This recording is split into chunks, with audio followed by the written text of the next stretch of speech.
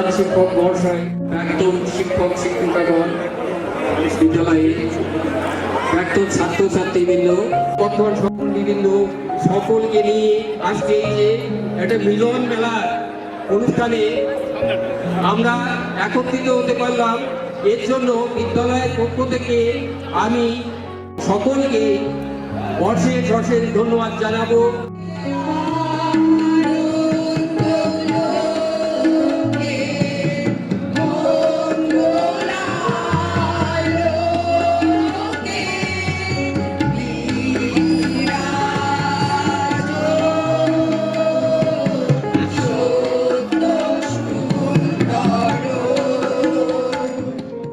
ছাত্রছাত্রী যারা রয়েছে, বর্তমান ছাত্রছাত্রী, শিক্ষক মন্ডলী, বিদ্যালয়ের সভাপতি, সম্পাদক সকলকে শুভেচ্ছা জানিয়ে আমি কিছু কথা বলব। প্রথমে আমার মনে পড়ে এই বিদ্যালয়ে দীর্ঘদিন ধরে প্রয়াত প্রকাশচন্দ্র দে মহাশয় সম্পাদক ছিলেন এবং তার দান অতুলনীয়। তিনি বিদ্যালয়ে প্রথম প্রতিষ্ঠাতা ছিলেন শ্রী গোকুলচন্দ্র লাহা, কিন্তু প্রকৃতপক্ষে তিনি সব কিছু পরিচালনা করতেন। তিনি বিদ্যালয়ে আসতেন, বিদ্যালয়ের শিক্ষকদের আগমন যাওয়া সব কিছু তিনি দেখতেন। কোনো অতিথি ইন্সপেক্টিং টিম বা কোনো অডিট করার সময় কোনো যারা অডিটার আসতেন তাদের খাওয়া দাওয়ার ব্যবস্থা, এবং আমাকে নিয়ে কলকাতায় যাওয়া বা সমস্ত ক্রিয়ে তিনি নিতেন না। এমনকি যখন জুনিয়র হাই স্কুল ছিল তখন তিনি সমস্ত বেতন মাস্টারমশাইদের দিতেন, ছাত্রদের সামান্য বেতনে চলত না। স্কুলের অবস্থা খুবই তখন দুর্দশাগ্রস্ত ছিল তিনি বলতেন, এবং তিনি নিজের স্ত্রীর গহনা বিক্রি করে শিক্ষকদের মাইনে দিয়েছেন, শিক্ষক। এবং আমার মনে পড়ে তখনকার দিনে তিনি যে কাজ যে দান করেছেন তা অতুলনীয়। আজকের দিনে সে কথা ভাবাও যায় না, বললে হাস্যাস্পদ হতে হবে। দ্বিতীয়ত, এই এলাকার যিনি আমার সঙ্গে গল্প করেছেন সিদ্ধেশ্বর ঘোষ মহাশয়, ঘোষবাড়ির একজন মহান ব্যক্তি। তিনি মৃত্যুর আগে এই প্রয়াত প্রকাশচন্দ্র দে মহাশয়কে দেখেছিলেন, এবং আরও কয়েকজন, হীরালাল বসু থেকে তারপরে নরেশ আচার্য, জগদীশচন্দ্র শ্রীনাথ, এদের দেখে বলেছিলেন দেখো স্কুলটাকে দেখো। এই যে স্কুলটাকে দেখো তিনি প্রাণ থেকে বলেছেন। তার ছেলেদের তখন নাবালক ছেলে ছিল, তাদের কথা বলেনি। তাহলে তিনি কত উদার, এবং এই বিদ্যালয়ের প্রতি তার কত প্রচেষ্টা ছিল।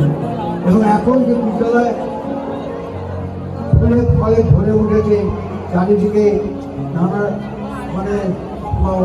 আড়ম্বরপূর্ণ এবং সমস্ত ব্যবস্থা হয়েছে, এর তখন কিছুই ছিল না। তখন যতটুকু ছিল জনসাধারণের দানে।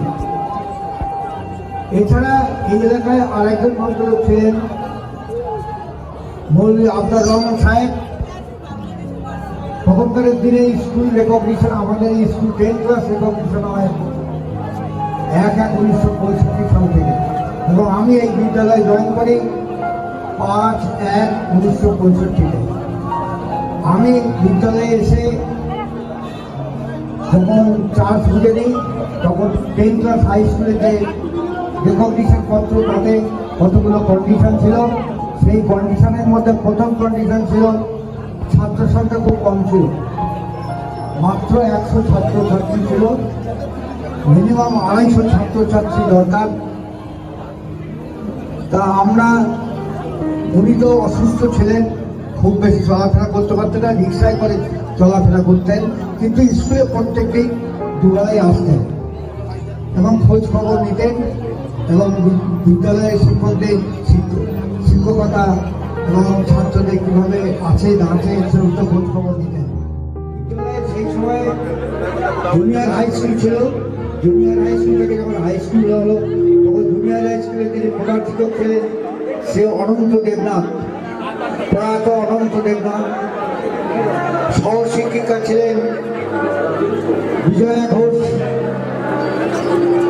বিজয় বসুর সহকারী শিক্ষক, পরেশ সরকার, সতীশ পাল এবং নরেন্দ্রনাথ ভট্টাচার্য পুলিশ পদে গেলেন। এবং ফোর্থ ক্লাসের সেই দেবেন্দ্রলাল একটা স্মরণীয় ব্যক্তি, তিনি খুব কর্মঠ ব্যক্তি ছিলেন। বারমায় তিনি প্রথমে চাকরি করতেন, তারপরে তিনি এখানে ফিরে আসেন। এই দেবেন্দ্রলাল দত্ত তিনি স্কুলের জন্য অনেক কিছু করেছেন। তাকে নিয়ে আমরা বিভিন্ন গ্রামে গিয়ে ছাত্র সংখ্যা কালেকশন করি। 150 থেকে আমরা 100 থেকে প্রায় আমাদের সে বছরে 250 ছাত্রছাত্রী হয়। সেই বছরে এই বিদ্যালয়ে পোস্ট অফিস, যেটা দেখেছ এই পোস্ট অফিস এই বিদ্যালয়ে হতো। তখন বললাম যে ছাত্রছাত্রীর সংখ্যা শিক্ষক মহাশয়কে জানালাম।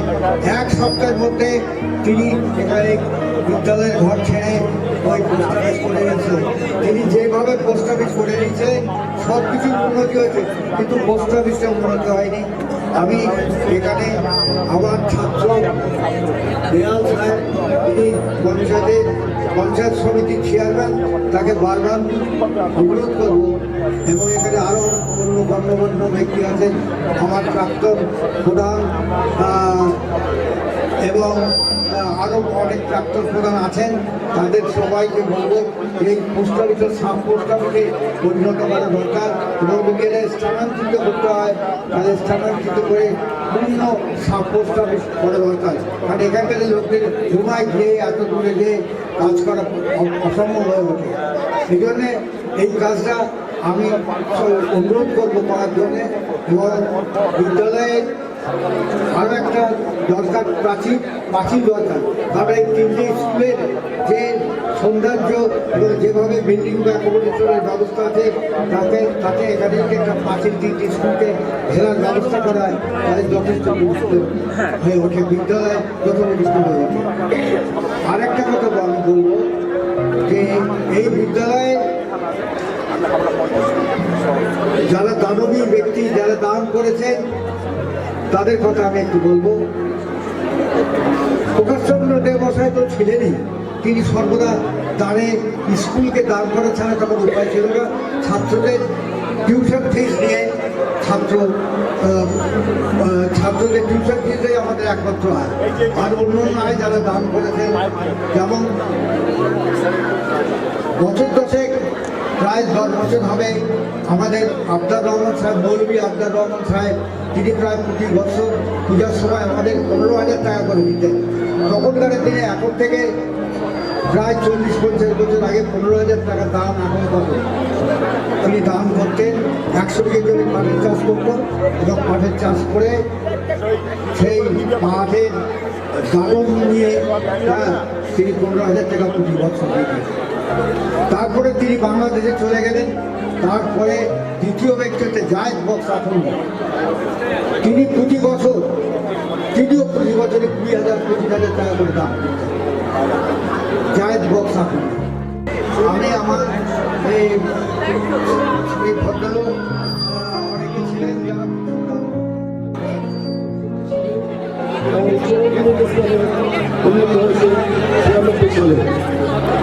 আমি 2009 সালে এই বিদ্যালয়ে আসি এবং তখন মাত্র 14 জন শিক্ষক ছিল, যা টোটাল স্টাফের 50%।